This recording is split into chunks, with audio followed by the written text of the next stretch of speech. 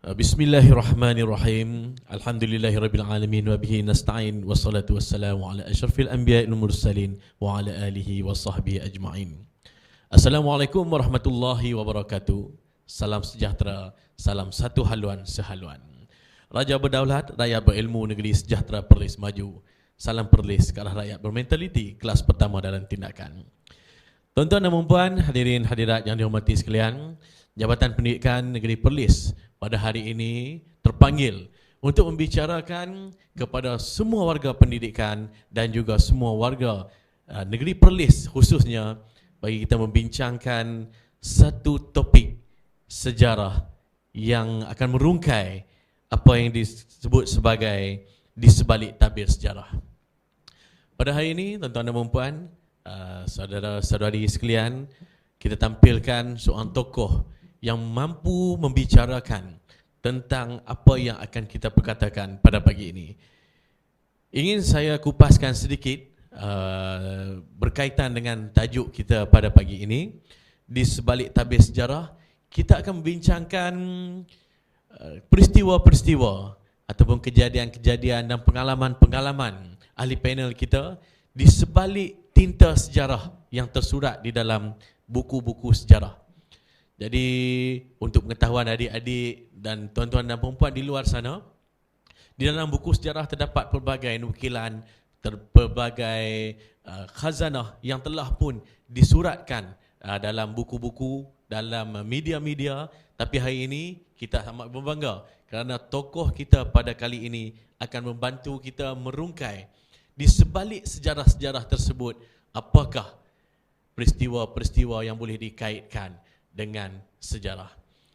Jadi untuk itu, Jabatan Pendidikan Negeri Perlis amat berbangga dengan kehadiran Cikgu Hassan bin Hashim, merupakan mantan pendidik di negeri Perlis ini yang sungguh banyak pengalaman dan mempunyai latar belakang sebagai seorang guru sejarah. Jadi tuan-tuan dan puan, hari ini kita akan berkenalan dahulu dengan Cikgu Hassan bin Hashim secara lebih dekat, dan selepas ini insya-Allah kita akan membincangkan dan mendengar pandangan-pandangan serta penceritaan pengalaman beliau dalam sejarah yang dalam perspektif beliau sendiri sebagai orang lama di negeri Perlis ini. Jadi tanpa membuang masa, saya perkenalkan Cikgu Hassan bin Hashim. Assalamualaikum Cikgu. Waalaikumsalam. Okey Cikgu, untuk sesi mukadimah kita ni, jadi lebih elok kita gunakan logat kita lah Cikgu, no? Ya. Okey. Ya, kita penonton-penonton terpanggil untuk mengenali Cikgu Hassan ni. Siapa sebenarnya Cikgu Hassan, bertugas bermulanya bila dan berakhirnya bila, bertugas secara rasmi, dan apa aktiviti Cikgu selepas Cikgu bersara. Silakan Cikgu. Bismillahirrahmanirrahim. Assalamualaikum warahmatullahi taala wabarakatuh. Saudara Fuad, moderator pada pagi ini. Pertama, sebagai rakyat Malaysia, secara tentulah kita bersyukur kepada Allah Subhanahu Wa Taala dengan izin dan limpahnya kita berada dalam sebuah negara yang pada saat dan ketika ini saya kira sangat hebat. Tetapi saya berlatar belakangkan dan bersyukur kerana antara orang yang menyaksikan pembangunan negara ini. Jadi saya dilahir dan dibesarkan di kampung nelayan, ya, sebuah kampung nelayan di Kuala Perlis. Mendapat pendidikan awal pun di Sekolah Kebangsaan Kuala Perlis. Seterusnya melanjutkan pelajaran sehingga ke tingkatan 6 seluruhnya di Negeri Perlis. Saya hanya meninggalkan Negeri Perlis semasa melanjutkan pelajaran ke Universiti Melaya di Kuala Lumpur. Seterusnya saya menjadi guru, dan guru sehinggalah saya bersara pada tahun 2014 di Sekolah Menengah Kebangsaan Syed Sapi. Dan saya bersyukur juga kerana di Perlis saya diberi kepercayaan untuk menjadi ketua sektor, menjadi ketua panitia sejarah, menjadi pengetua menjadi pengubah-pengubah soalan sejarah pada masa itu, dan saya terlibat 100% lah sebagai guru sejarah di Negeri Perlis. Jadi saya rasa saya sebenarnya tidak layak berada di sini. Ada orang lain di luar sana lebih layak.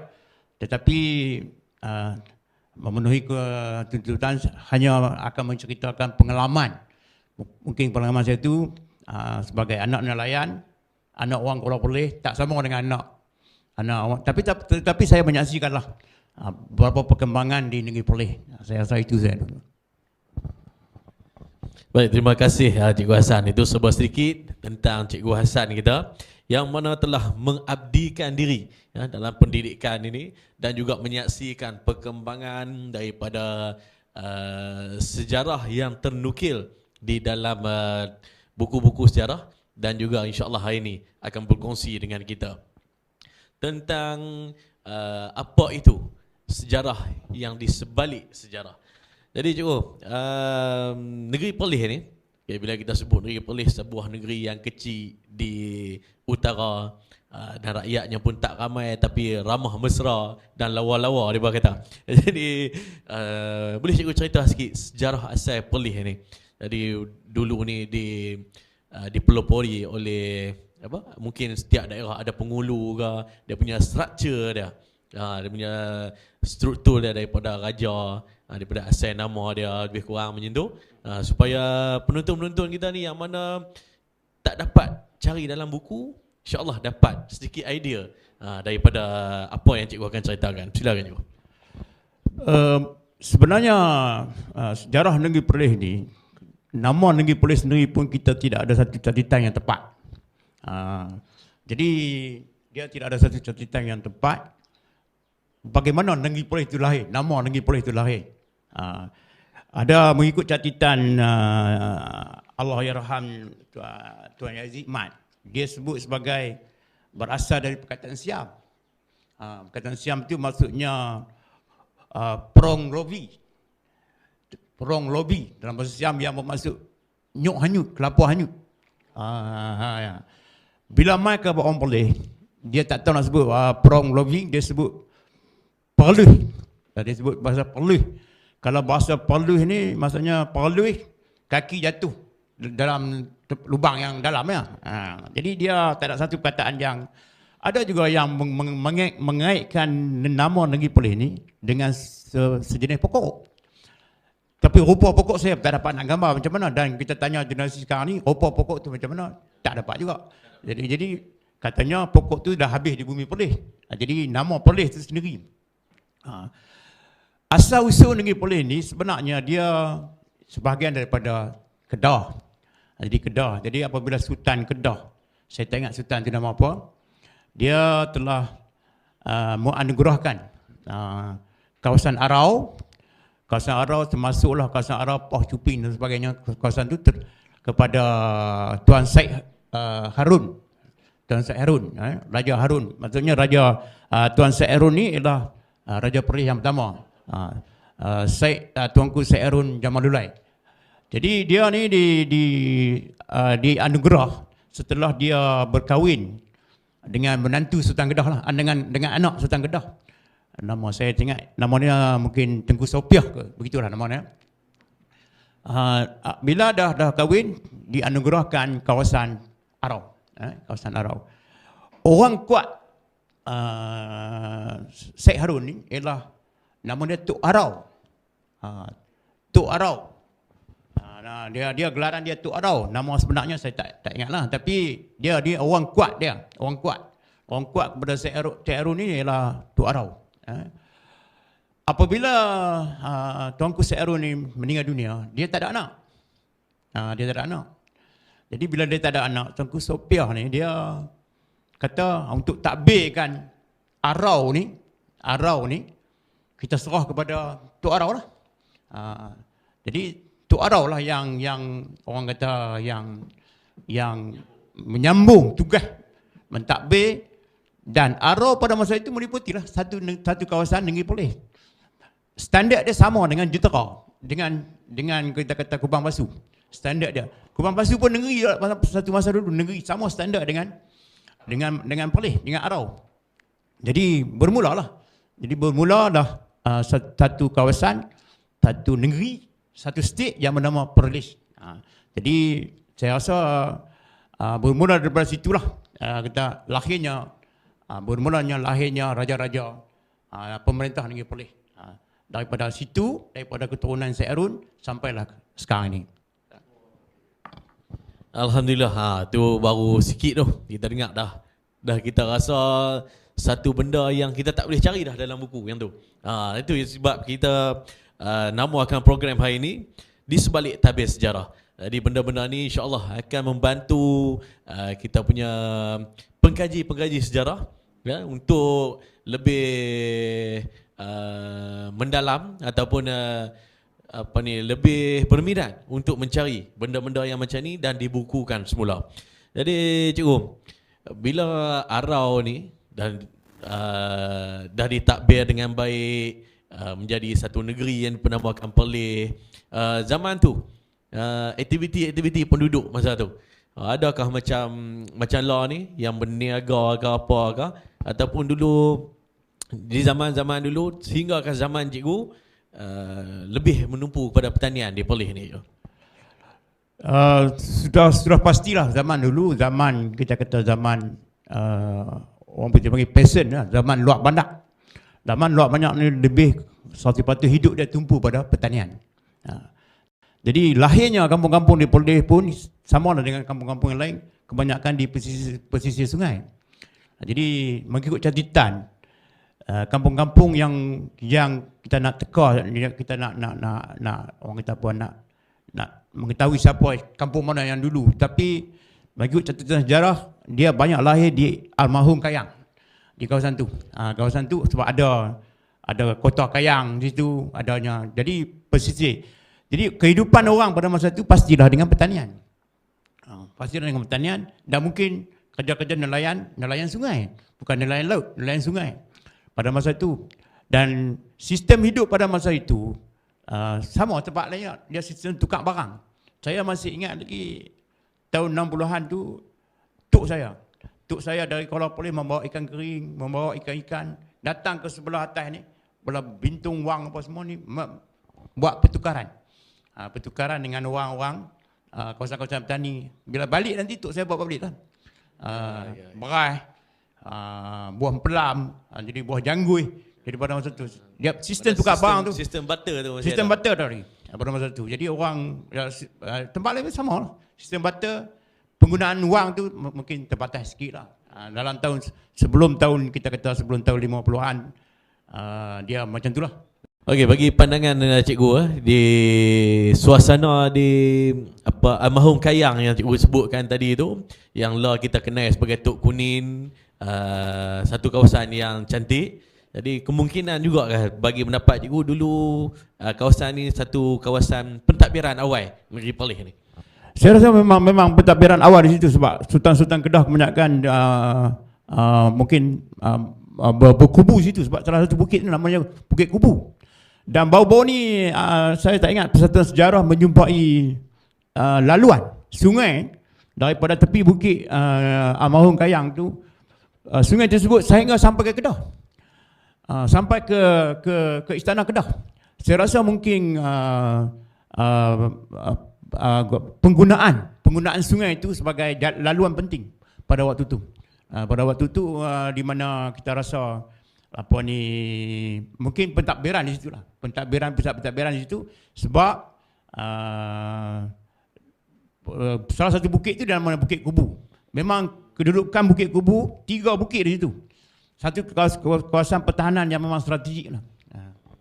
Jadi bila kita tengok sekali-sekala kita melalui situ, kita rasa kawasan tu dia sebagai pelindung, you know? Ya, pelindung. Dia pelindung kawasan tu. Kawasan dia ada 3 bukit ke 4 bukit situ, dan dia memang kawasan strategik lah.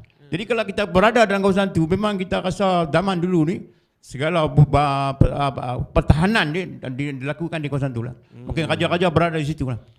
Betul-betul je. Sebab kita tengok bila tengok balik dalam peta sejarah, di Melaka pun seumpama macam tu. Ya, ya. Laut, ada bukit yang kita panggil yang ada benteng-benteng pertahanan, ada meriam-meriam yang mana membuktikan bahawa situ pertahanan dan juga pentadbiran. Konsep pertahanan dulu kita kena.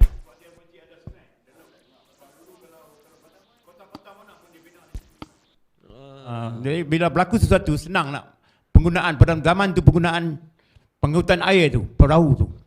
Perahu tu penggunaan dia untuk lari ke kebakaran ke apa ke, dia mudah pada masa tu. Ya, maknanya kalau hasil penemuan orang-orang sejarah ni kata ada sungai di bawah tu boleh ke sampai ke Istana Kedah. Sampai Istana Kedah, maknanya dia memang sungai ni merupakan jalan utama lah dulu. Jalan utama, memang jalan utama. Jalan utama. Jadi jangan bayang zaman sekarang. Ya. Zaman dulu ni lebuh raya pun tak ada perkataan tu. Betul.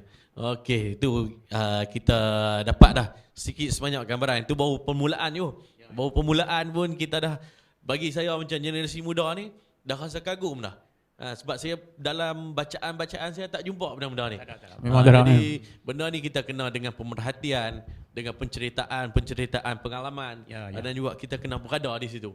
Sampailah ni pun bila kita bawa anak-anak pelajar-pelajar kita pergi ke muzium Kota Kayang tu, memang kita dapat rasakan satu suasana selamat daripada angin monsun ke apa, rasanya selamat. Nak je orang. Okey. Jadi bila dah zaman-zaman tu, bila mai ke zaman cikgu pun dah meningkat kanak-kanak, meningkat dewasa ni. Tahun 60-an. Dari tahun 60-an tu.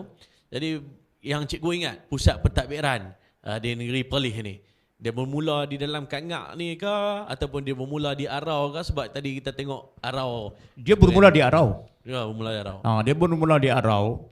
Apabila pengasas negeri Perlis berada di Arau, maka dia bermula di Arau. Kemudian baru pindah ke Kangak.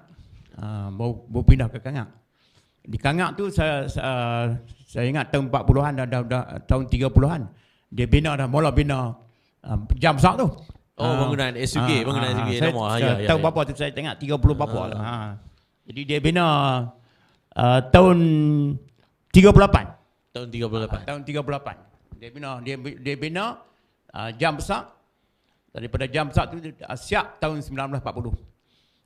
Bermulalah kita kata di situlah penasihat British duduk. Mana teknologi pembinaan semua mana ada pengaruh barat dia kot. Sebab tengok bangunan tu pun bentuk dia. Kalau nak kaji bangunan di Perlis ni, kebanyakan pengaruh dia ada yang Mongol. Mongol macam Masjid Alwi, Mongol. Dia ada pengaruh Mongol, ciri-ciri Islam, campur dengan ciri-ciri moden. Istana Arau pun dia ciri-ciri Islam dan juga ciri-ciri moden. Macam kata jam besar, dia banyak ciri-ciri moden lah. Jadi pentadbiran masa tu mana ada lah pentadbiran pejabat tanah apa semua ni, mana telah ditadbir secara organisasi lah. Organisasi semua pejabat berada di situ. Di kawasan yang kita jam besar lah kita kata sekarang ni. Bangunan setiausaha kerajaan negeri dulu kan. Dulu tahun 60-an 50-an saya rasa semua berada di situ lah, berpusat di situ. Cuma yang saya ingat pun yang tak ada situ pun mungkin Jabatan Agama mungkin. Betul. Cuma tu bila saya rasa kagum pada tahun-tahun yang macam tu, tahun 50-an 40-an dah ada rupanya tu kita mentadbir secara tanah, ada satu pentadbiran. Pendidikan ada satu pentadbiran. Agama satu pentadbiran. Mana benda ni telah diaplikasi lama tu. Lama. Jadi tak ada berterabuk kata semua Duli Yang Maha Mulia Tuanku yang akan mentadbir. Dia dah buat organisasi yang tersusun. Dia bermula sebenarnya daripada zaman Syed Alwi. Raja Perlis yang ketiga. Dia yang memulakan Majlis Mesyuarat Kerajaan Negeri tu. Daripada situ baru susun atuk pejabat-pejabat apa semua bermula. Tapi untuk pejabat jam besar ni saya ingat zaman British kot mungkin. Mana dia dah organisasi dia tu disusun biro-biro dah kita kata kan. Lepas tu macam Perlis ni je, negeri yang unik lah, dia tak ada daerah. Jadi pentadbiran tu macam sampai padang besar apa tu kita pakai pengulu ke kita apa dia ke dulu ni. Dia ditadbirkan Raja Syed Alwi memperkenalkan mungkin 22 mungkin. Dan setiap mungkin itu ada penghulu. Jadi mungkin tu mungkin Berseri, mungkin Korang Anai, mungkin Kuala Perlis, mungkin saya ingat saya lah, mungkin Kuala Perlis, mungkin Paya, mungkin ada, saya tak ingat apa. Semua 22 mungkin.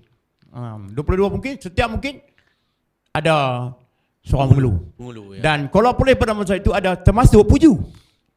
Puju ialah kita Thailand lah. Sekarang ni bila buat pensempadanan zaman Raja Syed Alwi salah-salahnya,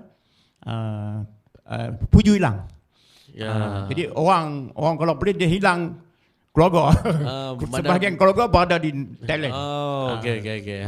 Maknanya Puju tu pada masa tu berada dalam pentadbiran Kuala Perlis. Mungkin Kuala Perlis. Ya. Oh, sampai macam tu je dah. Mana Perlis ni luas jugalah. Luas. Sebab saya pernah terbaca juga bahawa di jata negeri Perlis tu, gambar bunga padi tu ada 22 biji, menggambarkan 22 mungkin lah. 22 orang guru, 22 orang tok mulu. Tok mulu. Jadi penghulu-penghulu ni depa apa ni, kita kata macam lah ni bertindak sebagai esko akan bermesyuarat dengan duli tuanku semua. Sama macam standard macam esko mesyuarat macam apa raja panggil mesti tahulah. Pentadbiran dia takbir di kawasan dia. Jumlah orang berapa, apa semua penyakit apa semua macam pentadbiran, macam kita kata nak ganti wakil rakyat bukan, tapi sebenarnya dia mentadbir segala-galanya. Mentadbir segala-galanya dengan kebajikan. Kebajikan nak menentukan raya puasa semua di bawah dia. Dulu dah. Jadi berhubungan dulu tu macam mana kita kata macam kerajaan negeri nak panggil lah. Bukan ada telefon, bukan ada ni. Jadi ambil masa juga kalau nak panggil sekali-sekali mesyuarat tu. Tetapi apabila telefon di berada, saya ingat di zaman tu mungkin melalui orang-orang tertentu lah kan. Tapi apabila telefon dah memainkan peranan pada masa tu melalui balai-balai polis. Balai-balai polis, dan saya yakin lah di rumah penghulu pun mungkin ada telefon pada masa tu kan. Dan zaman saya tu public telefon ada. Ada. Tapi zaman dulu ni dia banyak bergantung pada balai-balai polis. Baik. Tu tuan-tuan dan puan, gambaran-gambaran yang macam ni sebenarnya memang tak ada dalam buku lah. Sebab tu Jabatan Pendidikan terpanggil sangat untuk memanggil generasi-generasi awal ni untuk cerita benda-benda yang di sebalik tabir sejarah ni. Jadi pada zaman cikgu dulu, macam law ni kalau orang sebut Perlis, macam-macam orang boleh sebut. Padang Besarnya. Tapi dulu zaman cikgu, macam cikgu pun pernah berada di Universiti Melaya. Kan? Bila nak cerita bab Perlis ni, apa yang cikgu mercu tanda Perlis ni? Kalau hang mai dari mana? Aku dari Perlis. Perlis datang mana? Dia ada mercu tanda dia yang cikgu boleh sebut. Bagi saya ada 3 mercu tanda dari Perlis ni. Dia sebagai anak yati Perlis, dia kena ingat 3 benda ni. Satu, jam besar. Ada setengah jam 4 panggil gedung. Jam besar. Yang kedua, Masjid Alwi. Masjid Alwi. Dan yang ketiga, istana lah. Istana. Ni yang kalau jam besar ni, dia dibina tahun 38. Siap tahun 40. 2 tahun tu. Siap 2 tahun. Seperti kita cerita tadi lah, dia di situ berbagai-bagai. Kalau tahun 40 siap. Sekarang ni tahun 2020. Dah 80 tahun tu. Bangunan tu ada di situ. Betul. 80 tahun. Dan dia memang tempat pentadbiran pada masa sampai sekarang lah kan. Mana sebelum tu semua apa yang pentadbiran sebelum tu di istana lah semua. Sebelum tu mungkin di istana lah, sebab istana pun berpindah. Saya ingat zaman British pun.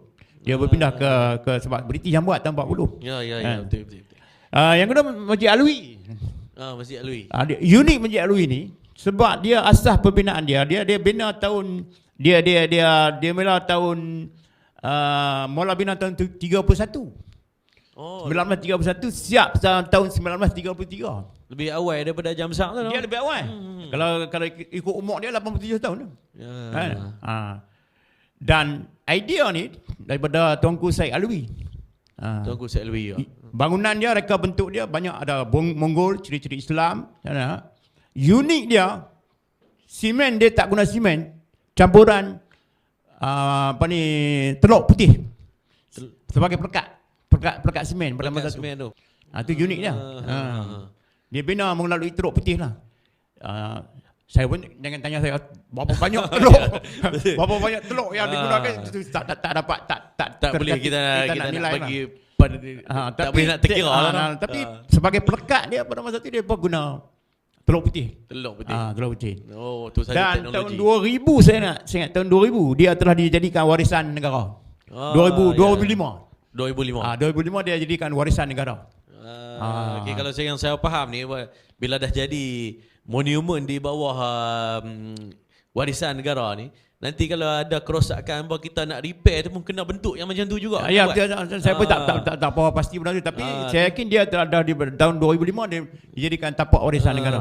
Dan yang ketiga memang istana lah. Istana dia dibina secara rasmi yang tahun 1905. Oh, tu dia. Lama tu. Itu saya kira bangunan yang paling lama di Perlis saya. 115 tahun sampai sekarang. Mana walaupun dia bermula dengan sikit-sikit sampai jadi sikit sampai kan? istana lah. Dan kita pun betul lah dengan Perlis sebab istana kadang-kadang apa ni dibenarkan masuk. Ya betul.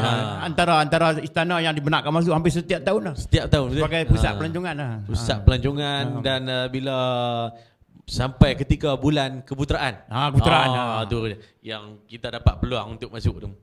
Jadi tuan-tuan dan puan, itu sebuah sedikit tentang gambaran umum apa berkaitan dengan negeri Perlis ni.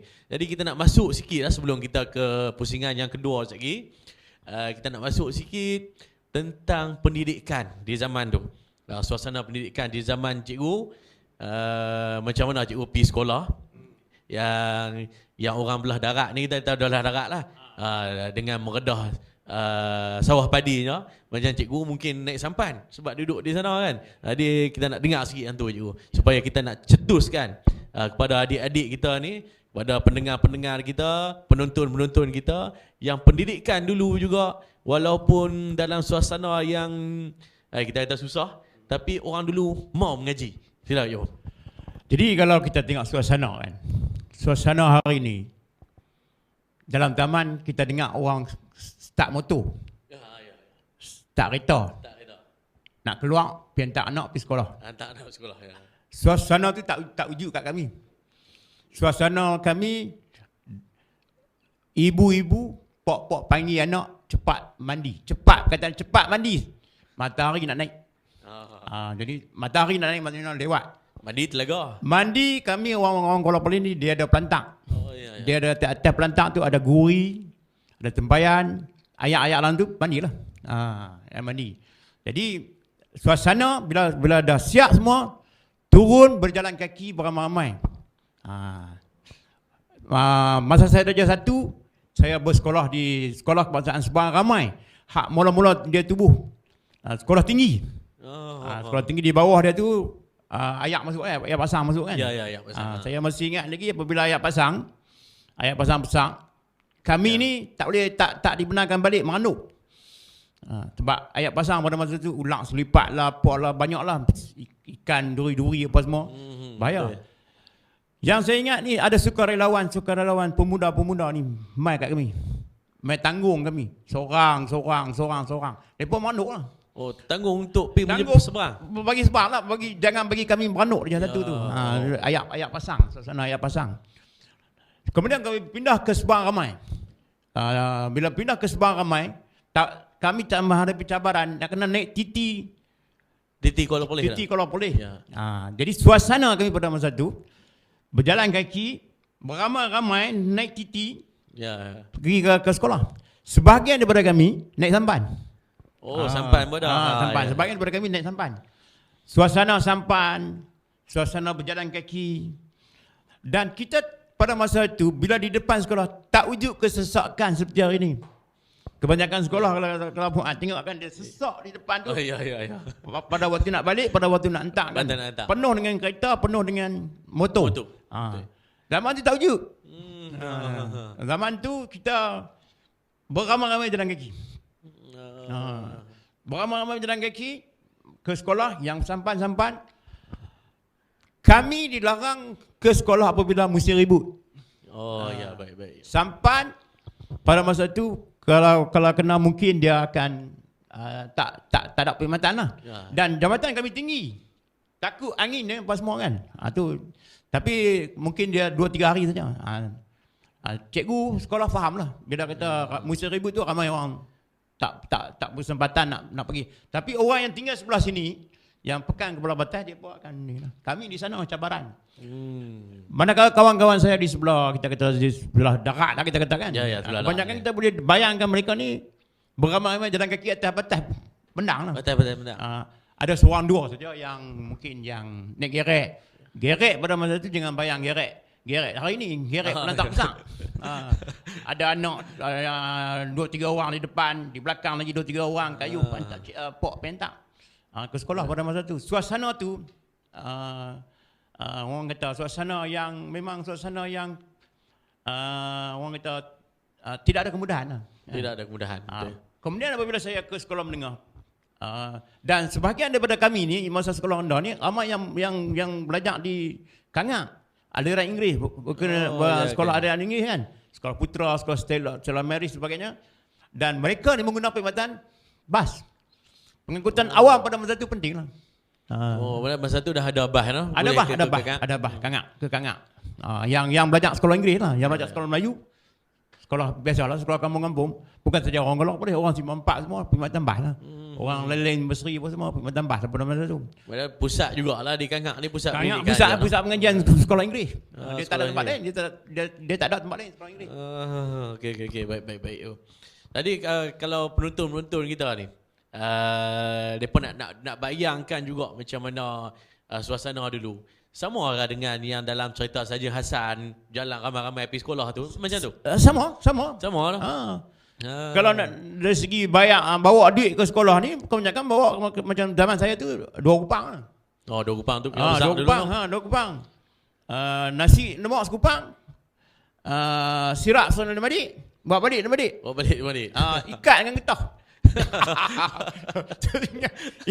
Ikat kita takut hilang duit. Takut hilang semua. Sebab saat lagi dah balik ni ada warung atau dia jual air kepai kan. Air kepai. Air kepai yang di orang kita dia hanya Sagat. kepai buah sirap kan. Buah sirap. Kalau ada yang lebih sikit, kalau harga je sekupang dia buah kacang ke tengah. Jadi ramai-ramai lah makan ni. Isap lah ramai-ramai seronok. Dah agak tinggal putih lah orang balik. Mana ada yang dia punya kesedapan dia tu ayam gula tu. Ayam gula tu lah. Ya, baik. Lepas tu kalau macam suasana cikgu kata sampan tadi kan. Kalau kita tengok cerita Piramli lah banyak duduk ni kita kan. Pendekar Bujang Lapuk di Penambang tu. Ya. Ke suasana macam tu kan? Suasana macam tu. Dan budak sekolah ni ramai-ramai. Bayar kepada tuan sambal 5 dik. 5 dik. Ada yang bayar, ada tak bayar. Tapi pada masa tu faham ambil lah kan. Ya. Mana perkhidmatan tu disediakan kerajaan ke? Tak. Itu orang persendirian. Mana mereka dah bantu untuk ada bantu. Yang betul. paling takut tuan sampan tu demam lah. Tak pergi sekolah dia pun. Tak pergi sekolah. Tapi sungai tu selamat kau masa tu? InsyaAllah. Dan satu keistimewaan pada masa tu, kebanyakan budak kalau boleh renang. Betul. Sebab bila balik sekolah, habis saja hari Jumaat Sabtu semua terjun sungai renang. Itu permainan. Dulu cuti kita Jumaat Sabtu Jumaat Sabtu. Tu dia. Okey, tuan-tuan dan puan-puan. Kita dah petik sikit dah sejarah pendidikan di balik tabir sejarah yang kita bincang hari ini. Jadi insya-Allah selepas ni kita akan masuk pusingan kedua, kita akan bincangkan di sebalik tabir sejarah yang lain pula. Dia ada berperingkat-peringkat dan alhamdulillah setakat ni saya pasti saya sendiri, tuan-tuan dan puan-puan, adik-adik penonton dah rasa dah rupanya sejarah ini satu yang luas dan di sebalik tabir sejarah tu pelbagai peristiwa, pelbagai cerita yang ada. Jadi insya-Allah selepas ni kita akan sambung lagi dan kita berehat sekejap. Kita dengarkan sajak yang akan dibacakan oleh Timbalan Pengarah. Timbalan Pengarah Pembelajaran Puan Siti Hatifah binti Yahya. InsyaAllah kita hayati sajak ini demi tanah tercinta. InsyaAllah. Jadi kita akan kembali selepas ni dengan perbincangan dan penceritaan pengalaman-pengalaman Cikgu Hasan sendiri yang akan membuatkan kita seronok dengan sejarah ni. Kita jumpa selepas ni.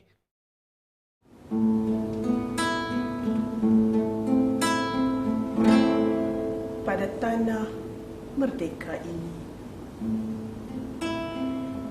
Kami kenal tanah ini, selutnya pernah berbau, hanya darah yang tumpah.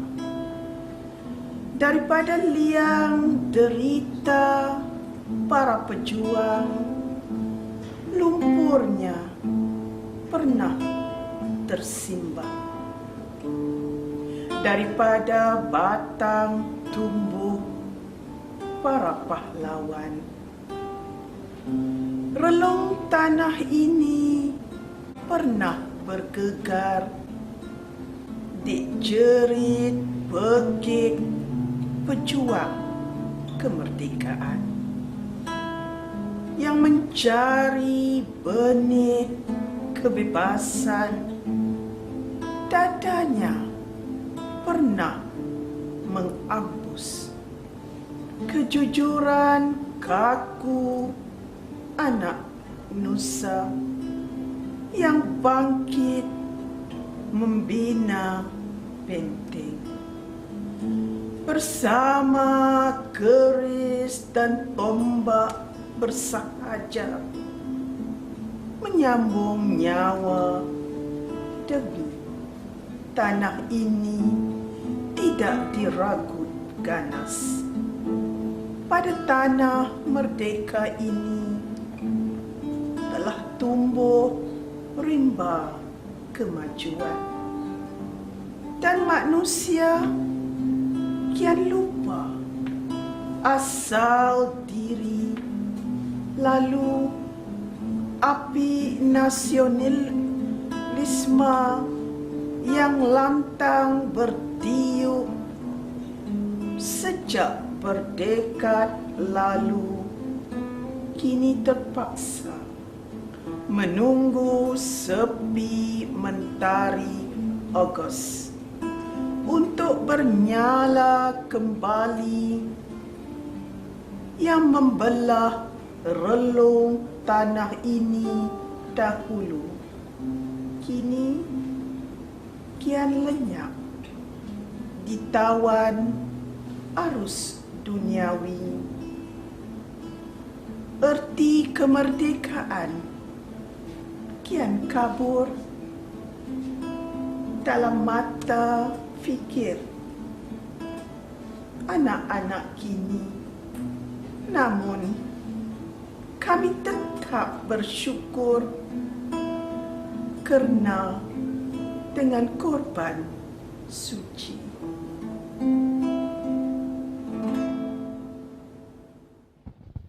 Baik, bismillahirrahmanirrahim. Kita bertemu lagi tuan-tuan dan puan, adik-adik sekalian, para penonton yang dikasihi. Tadi kita dah berbincang, kita dah dengar Cikgu Hasan dah bercerita panjang lebar tentang sejarah-sejarah di sebalik sejarah. Jadi untuk pusingan kali ini, sebelum kita mulakan, Cikgu Hasan, tadi ada orang tanya, pasal apa kita nampak blend hari ni pakai tengkolok. Hari ni sebab kita rasa bangga, Cikgu Hasan, Tuanku Raja kita, Duli Yang Maha Mulia Tuanku Raja dah perkenankan kita punya tengkolok hari ni, yang kita pakai hari ni sebagai tengkolok nama dia Putra Julang Darjat. Julang Darjat. Di mana tengkolok ni jadi tengkolok rasmi pada negeri Perlis lah ni, dalam majlis-majlis istiadat rasmi istana, dan juga Dewan Undangan Negeri. Siapa yang pakai, dia kena pakai ni. Dulu kita pakai tengkolok nama dia Dendam Tak Sudah. Yang biasa yang macam Agung pakai lah ni. Jadi lah bila dah sampai satu tahap, kita nak kena ada identiti. Identiti Perlis. Jadi bila sebut tentang identiti Perlis ni, Cikgu Hasan, saya tertarik juga bila ke bangunan SUK. SUK baru lah, pentadbiran baru. Bangunan SUK pun memang cantik. Siap dengan lift pos semua, aircon 24 jam. Jadi bila tengok di dinding-dinding tu, banyak gambar-gambar tokoh. Jadi saya nak minta Cikgu Hasan huraikan sikit tentang tokoh-tokoh yang kira boleh dikatakan antara tokoh yang membantu membangunkan negeri Perlis ni lah, daripada tabir sejarah ni. Bismillahirrahmanirrahim. Kalau kita nak sebut tokoh tu ramai sebenarnya. Tetapi saya hanya nak nyebut 3 tokoh. Minta maaf saya mungkin saya tak sebut tokoh-tokoh lain, tapi saya sebut 3 tokoh yang pada pandangan saya mengasahkan pembangunan dan diikuti oleh orang lain. Tokoh yang pertama yang saya nak kena sebut sini ialah Tuanku Raja Said Alwi. Raja Perlis yang ketiga, dia merintah tahun 1905 sampai 1943. Jasa dia ni banyak. Raja Said Alwi ni. Pertama, dialah yang menyebabkan persempadanan Negeri Perlis sampai ke hari ini. Ada selepas diserahkan. Dulu ni dia wilayah sampai ke, kita tak tahu sampai mana, dari mana ke mana. Tapi dialah yang buat persempadanan, mengasahkan persempadanan Negeri Perlis, yang sampai sekarang ni menjadi satu peta kita tengok. Persempadanan tu mungkin berubah lah dari masa ke semasa. Dan dialah kita yang mengasahkan Majlis Mesyuarat Kerajaan. Baik. Yang sekarang ni sampai sekarang ni ada kan? Okay. Dan dialah antara tokoh yang banyak membina jalan. Kangak Arau, Kangak Kuala Perlis, bahkan Perlis ke Thailand. Itu dia bina. Dia bina. Kemudian dia jalan utama tu noh. jalan kita tengok jalan utama lah. Kita Jalan tengok utama. Kangak Arau jalan utama sampai ke hari ni tu. Ya, betul. Kangak Kuala Perlis. Kemudian menyambungkan Perlis ke Thailand. Melalui Padang Besar lah. Di bawah tangan dia. Dan kita tengok juga bekalan pek ayak di Kangak. Pili. Pili orang panggil dulu, kami panggil pili. Pek ayak kita kata secara moden bermula di Kangak. Dia yang asas. Mana baca pembekalan ayak bersih dah. Pembekalan ayak bersih tu. Ada mana-mana. Dia mula. Dia mula. Kemudian diikuti dengan jasa dia juga membina sekolah agama Arau. Sekolah agama Arau. Sekolah agama. Bermulanya sekolah agama di Negeri Perlis, sekolah agama Arau. Yang ada di tempat lah ni juga. Nama Arab tu saya tak ingat nama. Tapi sekolah agama Arau tu dia ada mengasah. Mana lokasi di situ? Yang ada lah. Ada. Yang kedua saya kena sebut, sebenarnya di bapuk pembangunan Negeri Perlis ni, Tan Sri Datuk Syed Ahmad. Datuk Syed Ahmad, Menteri Besar 11 tahun. Dia jadi Menteri Besar 11 tahun di Negeri Perlis dari tahun 1959 sampai 1970. Dia mengasaskan banyak ni, benar ni. Dia ni, Datuk Syed Ahmad ni terkenal dengan tokoh pendidik dan dakwah. Tokoh pendidik dan dakwah. Sunnah wal Jemaah ni di antara orang yang mempunyai peranan penting di Negeri Perlis ni. Dia tokoh pendidik dan dakwah. Tokoh pentadbir yang hebat. Dia. Tapi dia orang Pulau Pinang. Tapi dia tokoh koperasi. Dia ni. Kemudian dia orang yang membangunkan, kita kata memodernkan pertanian. Di bawah dia lah, di bawah pemerintahan dia ada bermulanya sistem aliran mada, ayak mada. Ayak mada. Kemudian kita tengok Datuk Syekh bersama dengan Tuanku Syed Putra memulakan kutipan derma untuk membina sekolah menengah Inggeris yang pertama untuk orang Melayu, sekolah menengah derma. Dia memulakan tahun 1920. Tu yang nama dia sekolah menengah derma tu, hasil daripada derma lah. Sekolah derma. Okay. Jadi dia bersama dengan Tuanku Syed Putra melihat bahawa negeri-negeri lain ada sekolah-sekolah Inggeris, jadi khas untuk orang Melayu. Jadi untuk negeri Perlis lah, bukan orang Melayu saja, negeri untuk Perlis. Jadi dia mengutip derma. Dan orang kampung pada masa itu kebanyakan menderma melalui kutipan padi musim timur. Lahirlah sekolah menengah derma. Sebab itulah perkataan derma itu tak dibuang. Sebab lahir sekolah tu melalui derma orang ramai. Dan dia bersama dengan Tuanku Syed Putra bangkaian peranan. Dan kalau kita tengok industri di Negeri Perlis. Industri pun. Dulu zaman saya kecil-kecil kita sebut perkataan kelang saja, industri. Kelang padi saja yang tahu. Kelang ayak batu di Kuala Perlis. Kelang air. Kemudian di Kangak ni ada kilang penapi buat laminate Simpang 3 saya kata. Laminate apa ni soda minuman soda tu. Tu memang. Tu kita zaman tu memang kenangan lah kan. Ada di Simpang 3 saya rasa di Kangak. Botol 15 duit kau tu. 15 duit sekupang gitulah. Ya, betul. Dan dia memulakan kajian untuk membuat kawasan industri cuping, Datuk Syekh. Oh ya. Kemudian lahir dah kita tengok kilang simen di Jepi, kilang tebu kan. Kilang gula. Kilang gula. Dia boleh dia. Dia bawa dan dia banyak lagi lah pembangunan pada masa tu. Dan seorang lagi tokoh yang saya kira ialah penyambung kepada Datuk Syekh ni, Menteri Besar Datuk Jaafar Hassan. Datuk Jaafar Hassan. Dia penyambung. Dia penyambung kepada pewaris kepada kita kata pembangunan negeri Perlis setelah diasaskan oleh Datuk Syekh. Dan dia menjadi Menteri Besar tahun 70, mengambil alih daripada Datuk Syekh sehingga 81. Bermula zaman UiTM dia. Pendidikan tinggi lah tu. Pendidikan tinggi mula masuk di bawah tangan dia lah. MRSM. Dia lah. MRSM. Dan projek perumahan rakyat RPA dia bermula di bawah tangan dia. Kemudian dikatakan juga catatan dia memulakan jalan, memodenkan jalan Wang Kelian.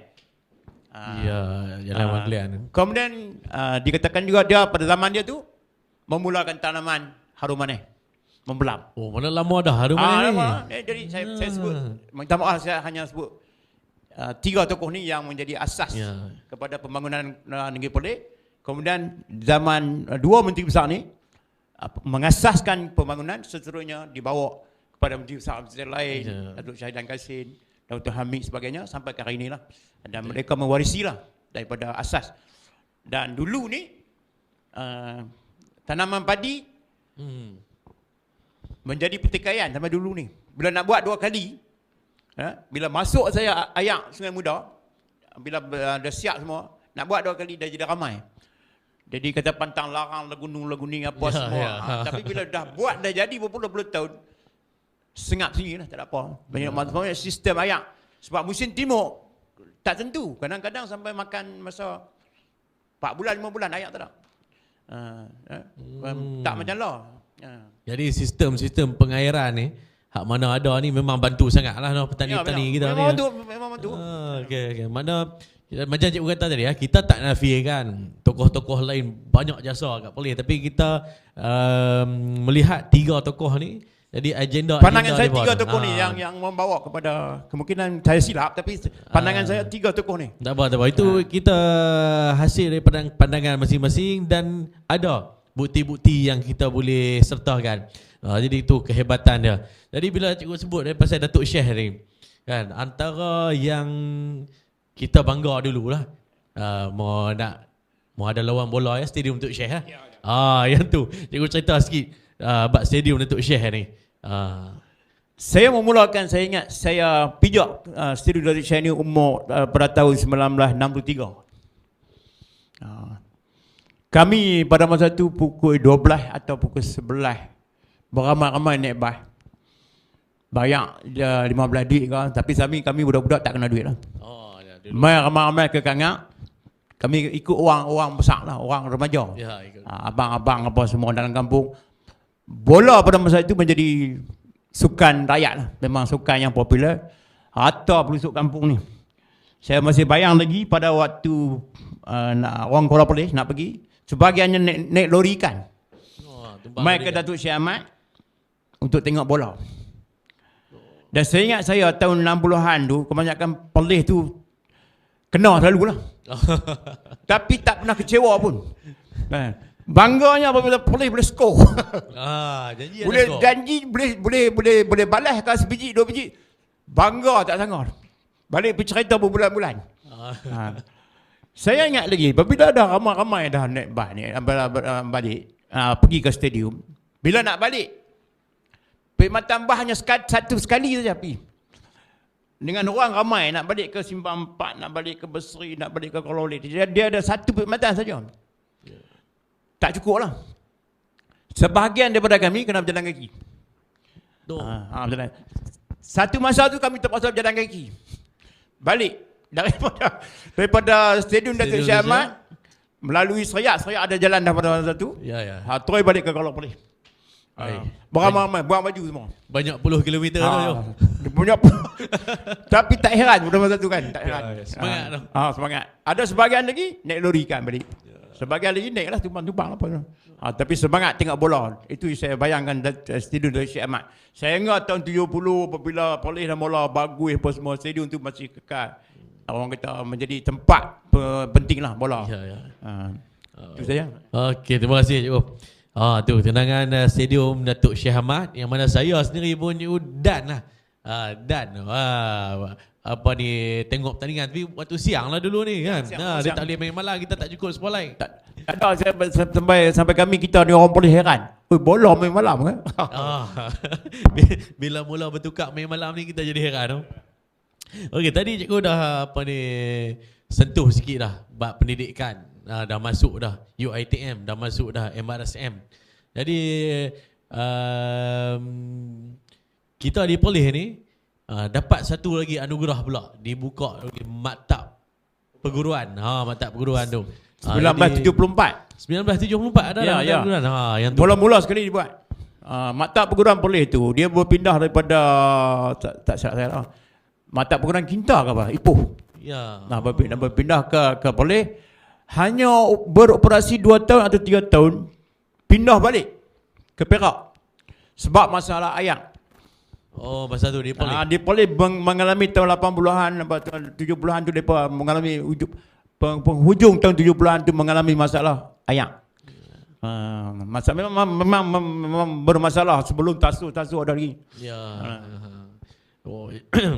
Jadi bila dah ada maktab perguruan, jadi kita dah lahirkan cikgu-cikgu banyak ni.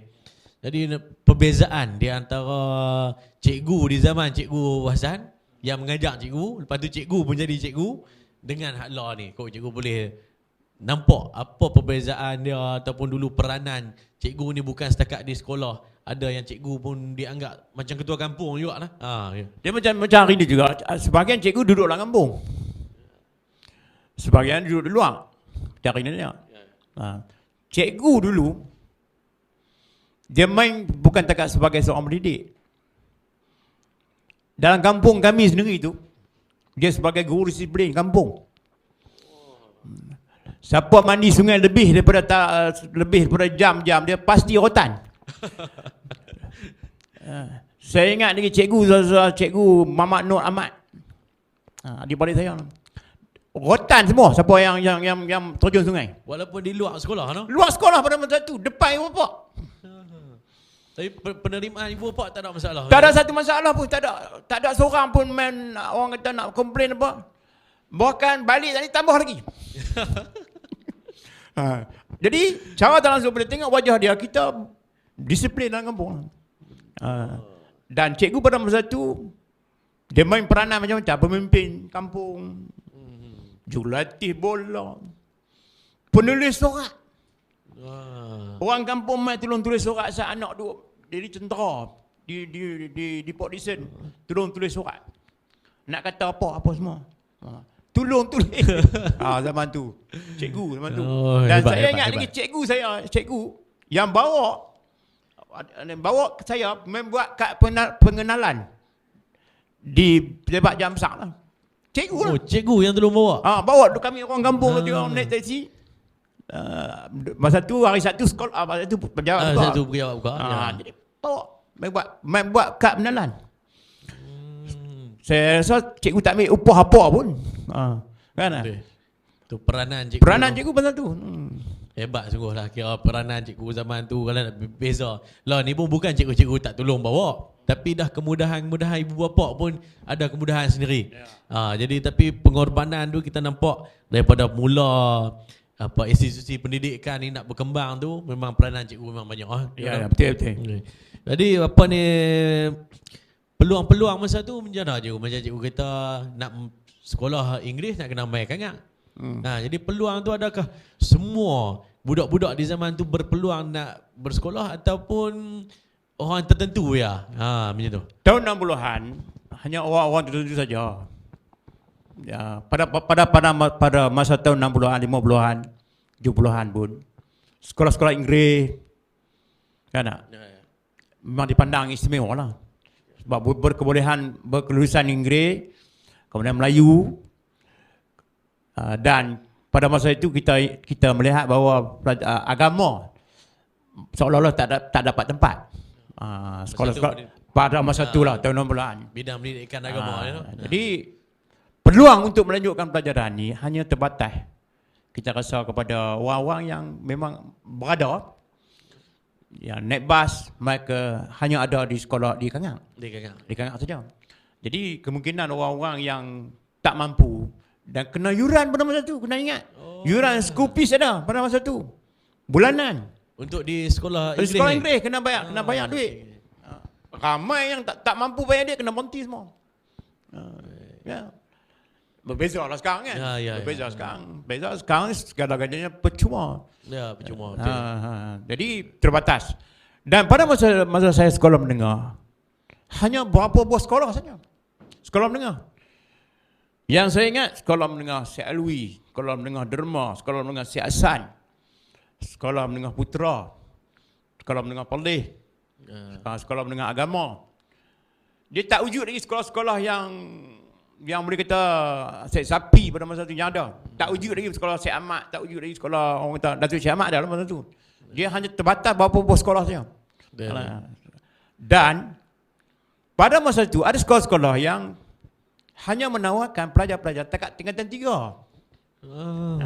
Yang saya ingat Syekh Alwi, Syekh Hasan, saya ingat tingkatan 3, tingkatan 4 dengan tingkatan 5, tingkatan 6 melanjutkan pelajaran ke sekolah lain. Kalau kami di Syekh Alwi, kalau nak masuk tingkatan 4 kena pergi ke sekolah menengah Syekh Sapi. Pada masa tu. Dan kalau dia masih terhad pula, di sekolah-sekolah tertentu ni hanya buka aliran sains. Hanya satu saja aliran sains, sekolah menengah Datuk Syekh Ahmad untuk aliran Melayu. Aliran Inggeris, sekolah menengah Derma. Pada masa tu. Jadi peluang untuk melanjutkan aliran sains hanya satu sekolah ya. Satu sekolah. Tadi hak tingkatan 3 pun ada beberapa sekolah saja tawar. Tingkatan 4 pun beberapa 1 2 3 4 ni beberapa sekolah. Aliran sains, aliran vocational hanya wujud tahun berapa? Tahun 70-an ya. Tu. Dan agama pada masa tu hanya ada 2, 3 ya. Arau, Kangang, Bok Mali, 3. Bok Mali yang Islahiyah. Ya, Islahiyah swasta pada masa tu. Kita kena swasta lah.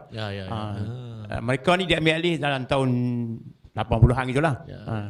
Betul, masa zaman cikgu sekolah itu tulisan kita pakai apa? Jawi ke masa tu Rumi? Tulisan pada masa tu masa darjah 1, darjah sekolah rendah, titik berat kepada Jawi dan Rumi. Bahasa Melayu tidak terbatas kepada tata bahasa saja, laras tata bahasa, tapi dia ajak tulisan Jawi, tulisan Rumi. Rencana tu. Sukatan dia rencana Jawi, rencana Rumi. Tulisan sampai darjah 4. Tulisan Jawi, tulisan Rumi. Sebab itu kalau kita tengok generasi dulu, tulisan Rumi, tulisan mereka cantik. Betul. Sebab dre dia. Dan dulu titik berat kepada Jawi. Drill, Jawi, dre segala-galanya. Saya ingat lagi masa saya darjah 2 tu, kalau siapa boleh eja Jawi boleh balik awal. Susah hati yang amat sangat. Jadi dre pada masa tu. Siapa boleh. Tiap-tiap hari di drill. Dengan congok, dengan bacaan, dengan kali-kali drill pada masa tu. Sehingga kita kata budak-budak mampu lah. 3M dia kata, saya ingat saya 3M ni boleh kita berjaya lah. Tak ada seorang pun yang tak mampu membaca, tak mampu mengira. Boleh kita berjaya lah. Itu zaman tu. Cuma dia berjaya, boleh baca, boleh mengira apa semua, cuma peluang pendidikan masa tu terhad kan. Peluang terhad. Terhad pada masa tu. Kalau baca, kalau kita tengok kampung-kampung macam kami daripada Kuala Perlis nak pergi ke Syekh Alwi. Ada yang kena naik sampan. Daripada sampan naik mai ke Pekan Kuala Perlis naik bas. Pekan Kuala Perlis naik bas ke sampai sampan naik bas, sampan naik bas, jalan kaki naik bas, nak pergi Selwi. Kadang-kadang sampai bas dah tak ada. Ya. Akibatnya ramai daripada itu Keciciran lah. terciciran. Keciciran betul. Tu beza dia keciciran dulu dengan keciciran lah ni. Dulu memang keciciran dulu ni memang dah usaha, tapi disebabkan faktor-faktor yang terbatas, jadi dia jadi keciciran. Okey cikgu, untuk adik-adik penonton-penonton, cikgu-cikgu juga yang ada menonton apa ni slot kita di balik tabir sejarah ni. Jadi untuk makluman semua, lah ni juga kita dalam sistem pendidikan ni, peranan istana pun dah mula mengambil tempat untuk bantu anak-anak Perlis ni, khususnya dengan menawarkan beasiswa, bantuan buka sekolah dan sebagainya bawah yayasan Tuanku Syed Putra. Jadi pandangan cikgu pasal peranan-peranan yang dimainkan oleh pihak istana. Kita sebenarnya sebagai rakyat Perlis, kita bersyukur. Rakyat Perlis dengan istana ni rapat, terutama dalam pelajaran lah. Kita melihat bahawa ramai orang mungkin tak tahu ada beberapa sekolah yang diasaskan oleh istana, oleh Tuanku Raja. Contohnya macam Derma, sekolah agama Arau, itu diasaskan dicampur tangan raja jadi ke sekolah. Kemudian kita bersyukur kerana semasa pemerintahan Tuanku Syed Putra, dia telah mengasaskan Yayasan Tuanku Syed Putra. Itu pengasasnya. Dan Yayasan Tuanku Syed Putra ni banyak membantu rakyat negeri Perlis kan. Sampai hari ini. Dan kita bersyukur sampai hari ini. Tuanku Raja Muda buat pula program titian kasih. Titian kasih. Dan kawan-kawan kita di luar negeri Perlis kadang-kadang heran, terkejut apabila kita menjemput Tuanku Raja untuk merasmikan hari tahunan kita, hari kecemerlangan. Kecemerlangan. Ya, So, heran. Tanya kita, Tuanku Raja ke pergi? Ya, Tuanku Raja. Maknanya kita dengan istana tu rapat. Jadi sampai hari ini. Dan kita bersyukur kerana nasihat-nasihat, teguran kepada kita. Kita sentiasa orang kita istana ambil peranan. Itulah. Alhamdulillah. Itu dia. Adik-adik penonton yang mana dah tengok, dah saksikan, dah tonton sampai setakat ini, berapa banyak dah benda-benda di balik tabir sejarah yang tidak ada dalam buku sejarah, yang jarang-jarang kita dengar, tapi hari ini kita dapat bincang. Semoga apa yang kita dapat dalam sesi kedua ni, dapat membantu adik-adik, dapat membantu cikgu-cikgu juga untuk mengenali lebih dekat sebenarnya di sebalik sejarah apa sebenarnya Perlis ni, bagaimana sebenarnya Perlis ni. Dan insya-Allah kita akan sambung dalam sesi ketiga nanti. Sebelum tu kita rehat dulu Cikgu Hasan. Kita akan dengarkan Cikgu Subri Bahari bersama Cikgu Nordin menyampaikan sebuah lagu, dan kita akan sambung balik lepas ni cikgu. Minum dulu ya.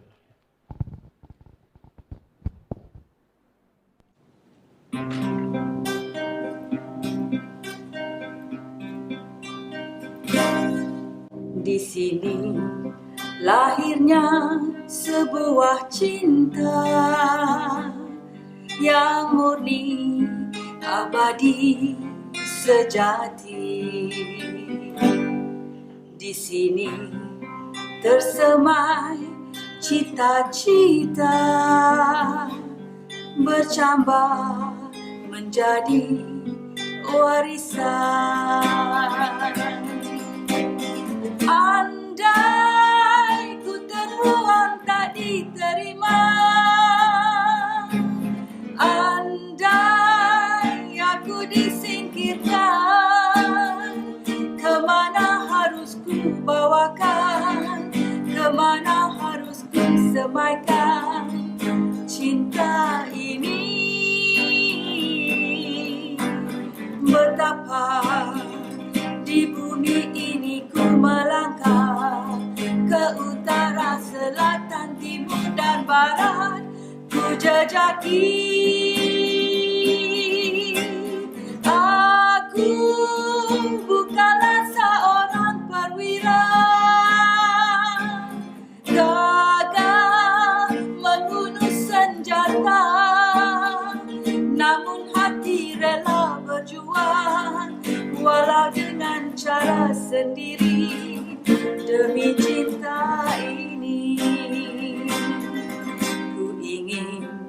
kau takkan 1000 janji sepanjang kedewasaan ini. Ku ingin sampaikan pesanan, akulah penyambung warisan. Andai ku terbuang tak diterima, andai aku disingkirkan, kemana harus ku bawakan, kemana harus ku semaikan cinta ini. Betapa di bumi ini ku melangkah, ke utara, selatan, timur dan barat ku jejaki. Aku bukanlah seorang perwira gagah membunuh senjata, namun hati rela berjuang walau dengan cara sendiri demi cinta ini. Ku ingin kau takkan 1000 janji sepanjang kedewasaan ini. Ku ingin sampaikan pesanan, akulah penyambung warisan.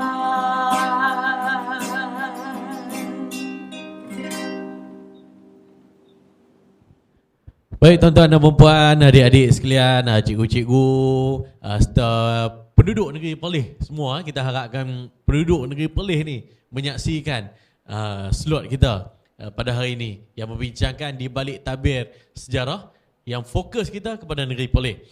Jadi cikgu, okey, alhamdulillah. Apabila cikgu dah cerita tadi di pusingan pertama, di pusingan kedua, kita nampak berlakunya perubahan-perubahan tahun demi tahun, seiring juga dengan negeri-negeri lain pun kita ada perubahan.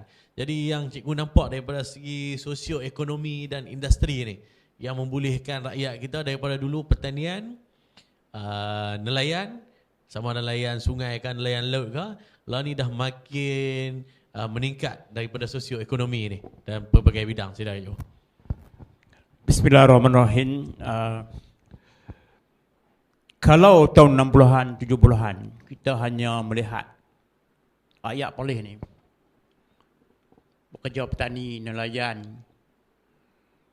kaki tangan kerjaan, berniaga ni, boleh kata kedai-kedai makan, warung-warung kecil-kecil. Tetapi kita bersyukur apabila Perlis telah berkembang, maju. Dia lahir pasar malam. Pasar malam ni saya tak terbayang bahawa lahirnya pasar malam boleh kata hampir di seluruh negeri Perlis. Dan pasar malam kita melihat bahawa peluang perniagaan itu banyak kan.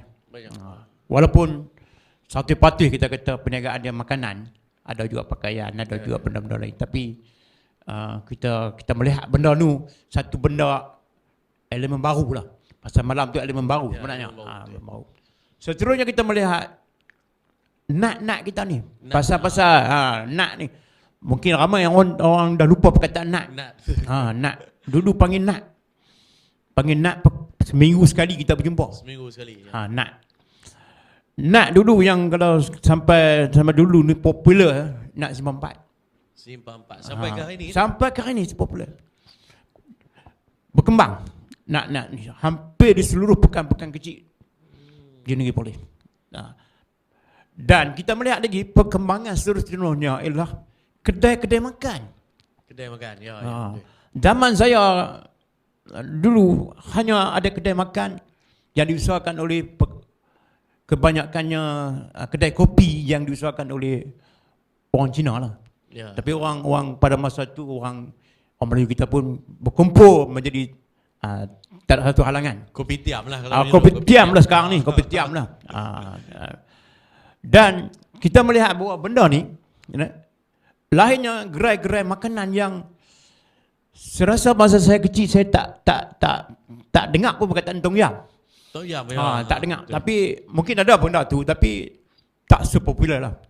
Dan hari ni gerai makan Tom Yam tu boleh kata banyak kan kedai makan. Berwarna Gerai ikan bakar. Gerai ikan bakar. Betul. Pantai kalau boleh gerai ikan bakar.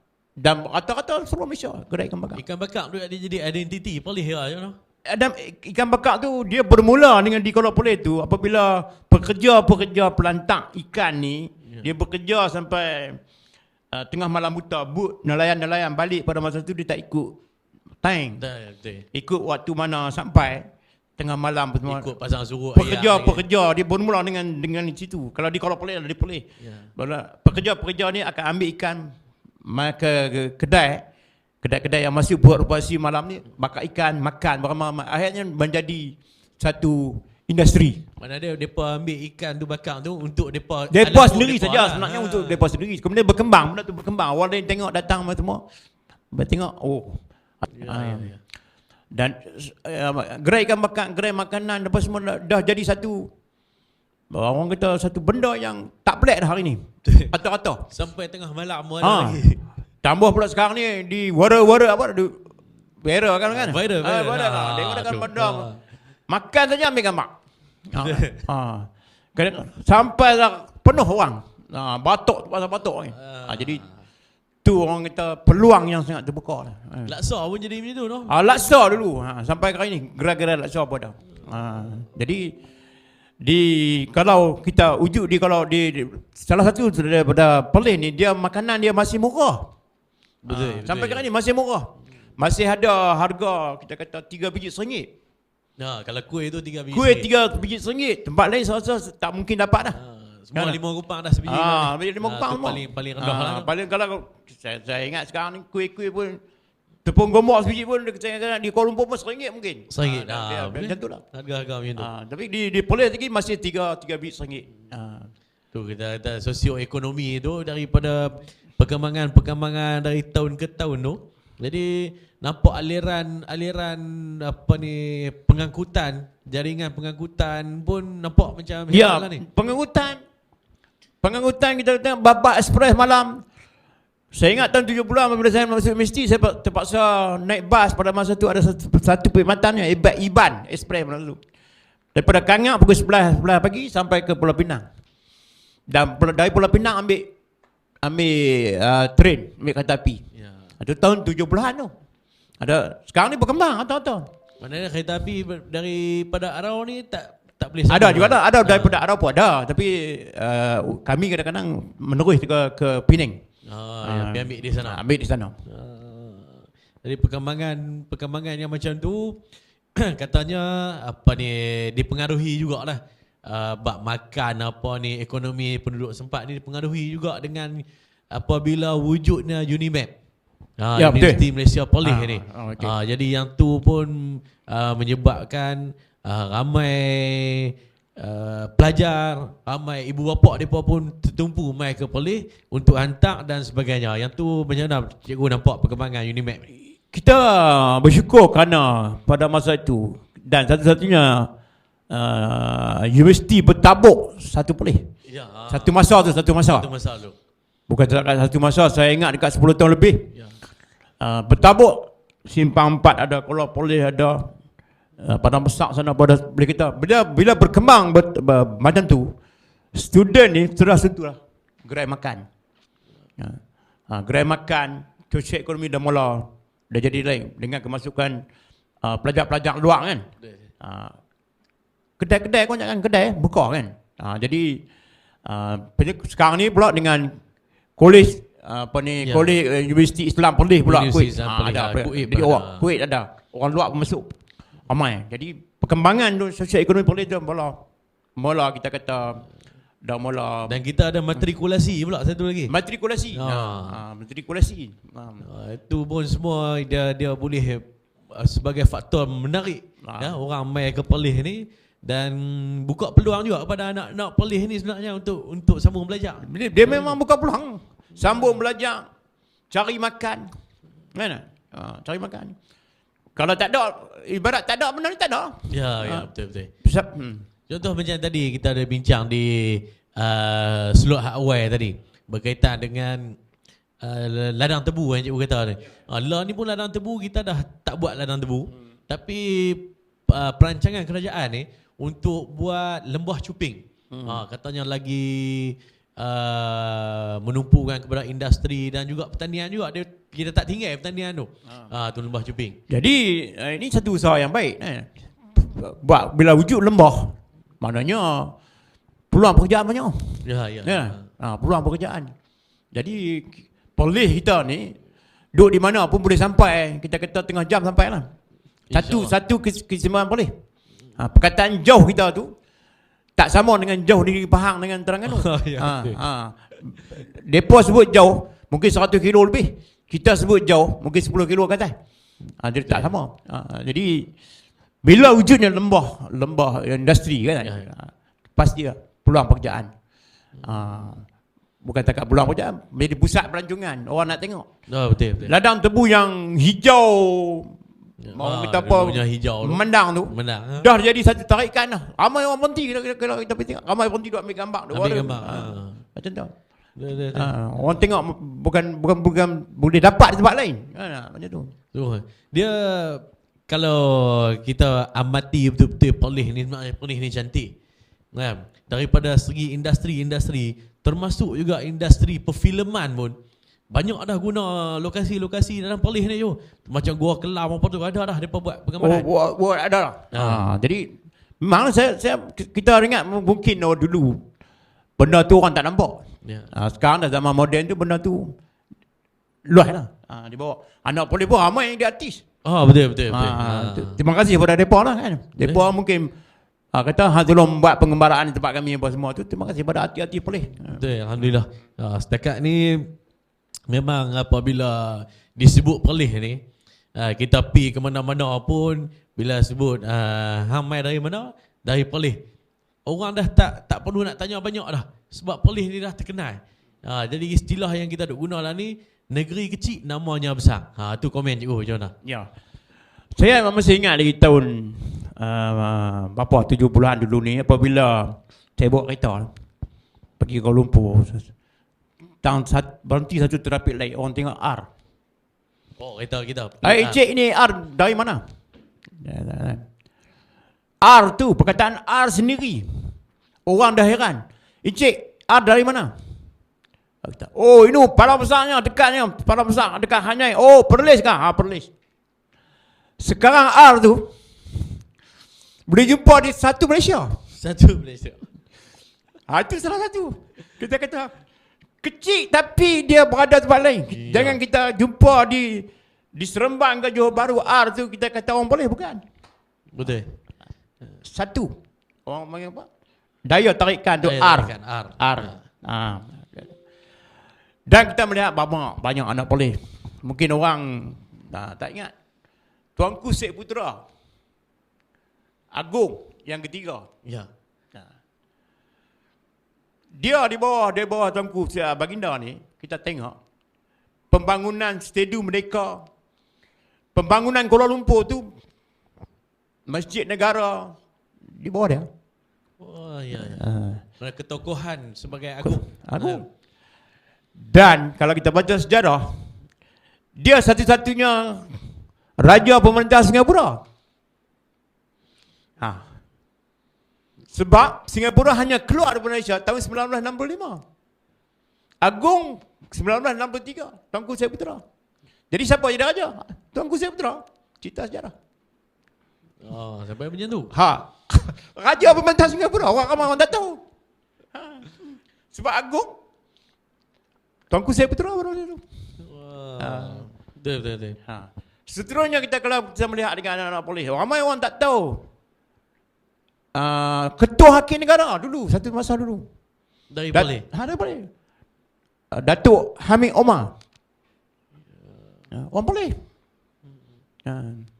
Mana dia bila sebut polis ni orang tak kekok dah. Pernah satu masa tu ketua JPA Mazlan Ahmad apa saya ingat. Datuk Mazlan Ahmad apa? Ketua pengarah. Ketua pengarah. Orang boleh. Panglima Angkatan Tentera.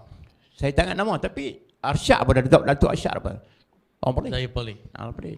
Itu saya sekadar sebut. Dan sekarang ni boleh orang cari apa? Orang cari harum mana? Satu identiti. Identiti Identiti. Betul. Walaupun di tempat lain ada depa tak nak. Harum manis tu kalau jitera sendiri pun orang luar nak bawa jual tu depa kena bawa mai jual di ni boleh. Sebab hak boleh tu walaupun berasal di tempat lain dianggap sebagai orang kata original ya. boleh. Boleh kecil. Jadi macam polis pun lah ni kita tengah baru-baru ni kita pun dah sambut merdeka. Ada seorang kita punya tokoh muzik, Datuk Mohzani. Mohzani. Datuk Mohzani. Saya lupa sebut tu. Datuk Mohzani tu kira dunia punya lah. Dunia. Jadi dari polis, alhamdulillah. Lepas tu kita punya anak murid, mungkin anak cucu pada cikgu lah. Kita punya atlet Paralimpik yang dapat pingat emas Paralimpik. Ya. Syed Alwi dulu. Dia Syed Alwi dulu. Jadi semua tu makna polis ni tak ketinggalan dah daripada nama-nama disebut. Bukan dekat peringkat kebangsaan sampai kalau dari sukan kita jangan lupa lah. Ya. Bola sepak Bakri Ibni. Kita jangan lupa dah. Tu memang. Itu memang lah. Orang nama mengharumkan polis dalam bola sepak. Pernah main Malaysia juga tu. Main Malaysia. Jadi zaman-zaman tu pembangunan zaman Bakri main zaman kehebatan Malaysia tu. Zaman tu. Sama dengan ni Motadari. Motadari. Tu zaman-zaman dia tu. Okey, kita dah bincang, kita dah tebuk lah kita panggil dah. Di bahasa kita ni kita dah tebuk sejarah ni. Buku sejarah tu kita tebuk. Kita tengok di balik sejarah tu. Jadi ni satu keseronokan bila saya duduk dengan cikgu ni boleh tahu. Sebab benda-benda macam ni dalam buku tak ada tapi kita boleh tahu apa sebenar yang berlaku di balik sejarah tu. Sangat-sangat satu pengalaman barulah. Jadi untuk akhir sekali lah saya nak minta cikgu bagi harapan cikgu kepada anak-anak kita, cikgu-cikgu juga, rakyat-rakyat polis yang menonton sesi kita ni. Harapan cikgu supaya polis ni khususnya dan Malaysia amnya menjadi satu negara yang sangat disegani lah. Negeri dan negara sangat disegani. Jadi harapan saya lah kepada pelajar-pelajar hanya pelajar dulu lah. Pertama, penuhi sekolah. Tengok sekarang ni zaman COVID ni kehadiran sangat menjadikan. Minat untuk mengejar pelajaran tu biar bagi tinggi. Tinggi lah bagi orang kita bersungguh-sungguh. Sekarang ni pelajaran tu orang kata memainkan peranan yang penting. Kemudahan segala-galanya. Dulu kalau orang bercakap seorang-seorang tu orang gila. Tapi sekarang ni kalau duduk belajar melalui itu dia seorang-seorang kadang-kadang duduk bercakap. Orang tak anggap tak gila dah belajar melalui online. Online. Kemudahan sampai pangkat tu. Zaman saya tak timbul benda tu. Jadi harapan saya sebagai minat. Mengejar ilmu. Biar bersungguh-sungguh bagi tinggi. Jadi pemimpin, jadi profesional. Tak kira bidang apa pun. Tak kira bidang apa pun. Bangun negeri pun kita. Pemimpin yang hebat, profesional yang hebat, yang cemerlang. Yang berkualiti, integriti. Hebat, bangun negeri pun kita. Orang dulu boleh, pasal apa kita tak boleh. Jadi harapan saya, sekolah-sekolah pun biarlah lahir pelajar-pelajar yang hebat. Jadi biar kita ni, negeri kita menjadi orang kita apa, cita-cita orang lain untuk datang. Cita-cita orang lain. Zaman dulu, Hamka daripada Indonesia datang. Polis. Untuk belajar, untuk berdakwah. Hamka yang terkenal tu boleh duduk belajar di Perlis. Saya buat Indonesia lah. Ya. Jadi kita jadikan Negeri Perlis sebagai gedung ilmu yang orang lain bercita-cita untuk main. Lepas tu kita hal lain tu kita kena bangun Negeri Perlis kita. Biar bagi Negeri Perlis kita ni menjadi pusat pelancongan yang hebat. Kecil tak apa, tapi orang masuk. Bila ramai yang masuk, pastilah kita kata negeri kita maju. Peluang kerja banyak, peluang makan, cari makan banyak. Itu harapan saya. Saya ingat itu saja. Sebelum tutup ni, nak duduk dah. Kita nak duduk lah. Saya mohon maaf lah. Saya bercakap ni mungkin atas pengalaman. Sikit sebanyak mungkin tak betul.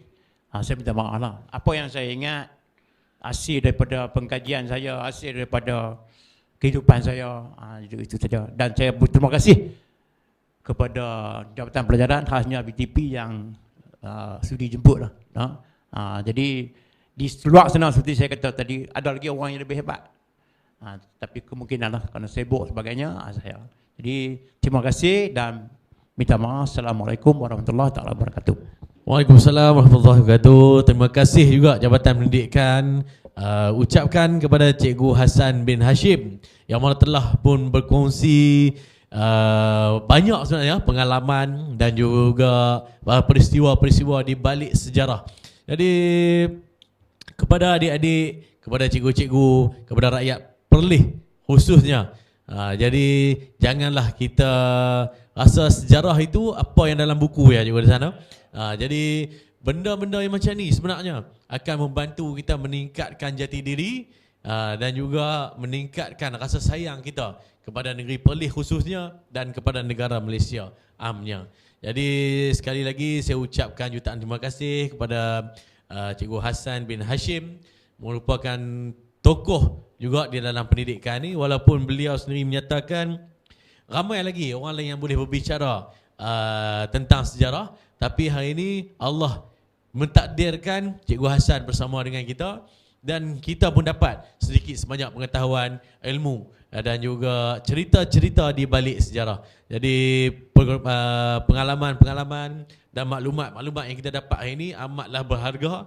Jadi kita gunakan sebagai satu permulaan untuk kita lebih mengenali negeri kita, mengenali jati diri kita, dan insya-Allah dengan pengenalan ini, dengan jati diri ini akan dapat meningkatkan kita kepada satu tahap yang mana harapan Cikgu Hassan tadi, Perlis ini maju, Perlis ini adalah negeri ilmu. Jadi insya-Allah kita berjumpa lagi di lain ketika, di lain masa, dalam slot-slot yang akan datang, mungkin dengan Cikgu Hassan juga ataupun dengan tokoh-tokoh sejarah yang lain dalam sesi-sesi yang sebegini. Mungkin selepas ni kita akan berbicara lagi tentang lebih kepada adat istiadat dan sebagainya. Sebab kita di rumpun Melayu, terutamanya negeri Perlis ini, yang majoritinya orang Melayu dan dah banyak Cikgu Hassan adat-adat, kesopanan dan kesusilaan kita yang sudah pun pudar. Dan insya-Allah kita akan susun dengan jayanya sesi-sesi yang akan datang supaya kita dapat lagi bersama dengan tokoh-tokoh yang insya-Allah akan membantu kita dalam menasihati dan berkongsi pengalaman. Sekian, terima kasih. Jumpa lagi di lain ketika. InsyaAllah, salam hormat, salam satu haluan, sehaluan.